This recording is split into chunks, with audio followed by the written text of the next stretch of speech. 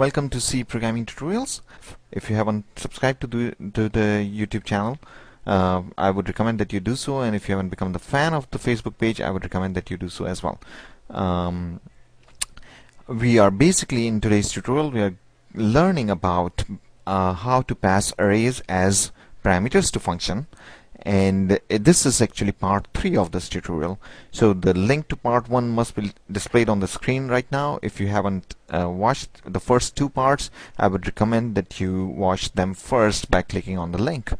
So let's get started.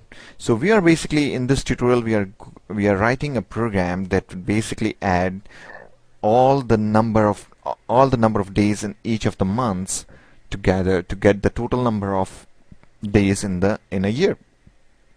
And for this, we are basically we have declared an array here, and we have initialized it with all the number of days in the corresponding months, and then we are basically calling into a function and passing the array just like that. And this, we are assuming that this function is going to return that by adding all these numbers together, and it will return the sum back to the caller, and we are going to capture that sum in this variable n days in year, and then we basically print this out. So our main function is complete. The only task is remaining, the subtask, if you will, is remaining. That's remaining is basically writing or defining this function, how it's going to basically take the array and add individual elements of that array to compute the total number of days in the year. So here we are. So we basically have declared the prototype, and this is how you actually pass the array to a function as a parameter. And this is only one way of doing that. We will learn another way, and this is basically passing it by value, which basically very similar to passing an integer, a simple integer, by value. When you declare it that way, what happens is basically it copies the value from the caller. Like in this case, it's going to copy the entire array from here into here. And when in this function, this array, the values of this array, all these values will be accessible by this name.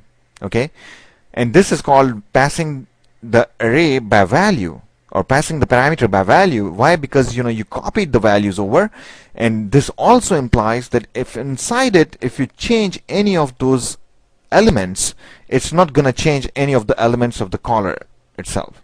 Okay, so let's not worry about that. Let's basically try to let's try to implement this function. Okay, how it's going to basically add all these elements together. So it's pretty simple, right? All we have to do, we already know that there are total number of 12 elements in this array.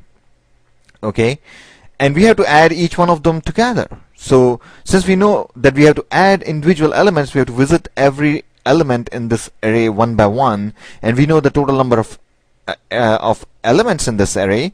The best thing to do when this thing happens is basically to use a for loop. Okay, not the while loop, for loop. Why? Because we know how many times we have to go through this array. It's 12. Okay, so in this case, we are going to use the for loop. So first thing we have to do is to basically declare the counter for this for loop, and then we start writing the for loop. Okay, for I is equal to 0. If you still remember, in one of the tutorials long ago, we basically learned how to write for loops. For I is equal to 0, I is less than, then comes the condition. First, initialization of the counter variable, loop counter variable. This is called loop counter variable. This is where we have defined it. First initialization, we will start with 0, because this will also represent the index of each of the elements. So let's call it index. Okay, and then it's always good to name the variables with the name that that particular variable represents. Okay, for index equal to 0, index is less than how many? 12. Should I write less than or less than equal to? Correct, less than, because we know that even though there are 12 elements, the index starts from 0, and runs all the way to 1 less than the total number of elements, which is gonna be 11. So 0, 1, 2, 3, 4, 5, 6, 7, 8, 9, 10, 11. So index has to run from 0 to 11. So less than 12. Okay, index is less than 12. Index plus plus. This way index starts from 0, and this loop runs until the index becomes greater than or equal to 12. In other words, it keeps on running for as long as this condition is met, for as long as index is less than 12, and then for every time when it loops, the value of index is incremented by 1. And what do we do in the body of the for loop?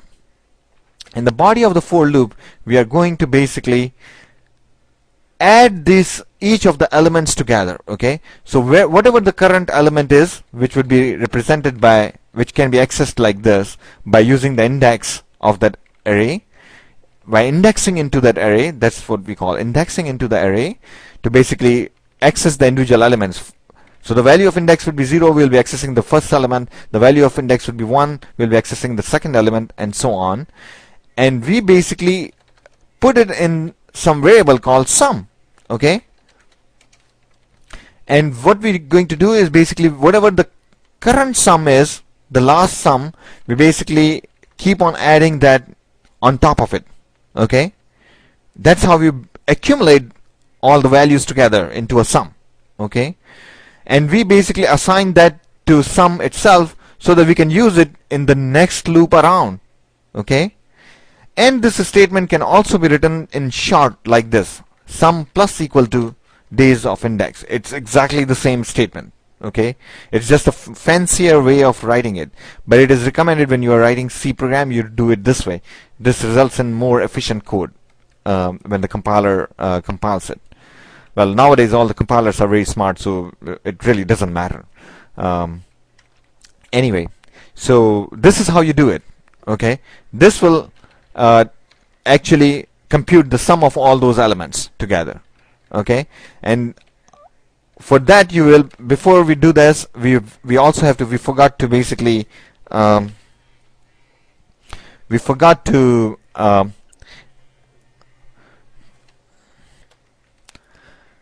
okay, so yeah, so sorry for the distraction, I have to pause it for a little bit. You probably can't notice it, but anyway, so we have to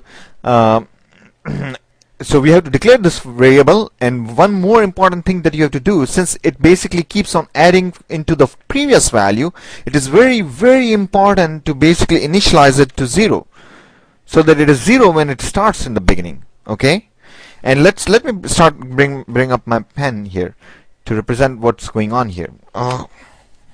Let's see, let me plug it in here. So okay, so this is the array. Okay, it has all these elements here, 1, 2, 3, 4, 5, and so on. We are running out of time here. I'm kind of panicking. 0, 1, 2, 3, 4, and so on to 11, right? And then there is this variable called sum, right? This variable right here, sum, and we have initialized it to 0. And this element contains 31. This element contains 28, 31, 30, and so on. And then first time when this is going to execute, sum equal to sum plus days, which means that whatever the value of sum is, you add the days of index 0, which is the 0th element here, and you add this in here, right here, and that basically gives you, is going to give the sum, and then assign that back to sum. So we are gonna stop here because we are running out of time. Thank you so much.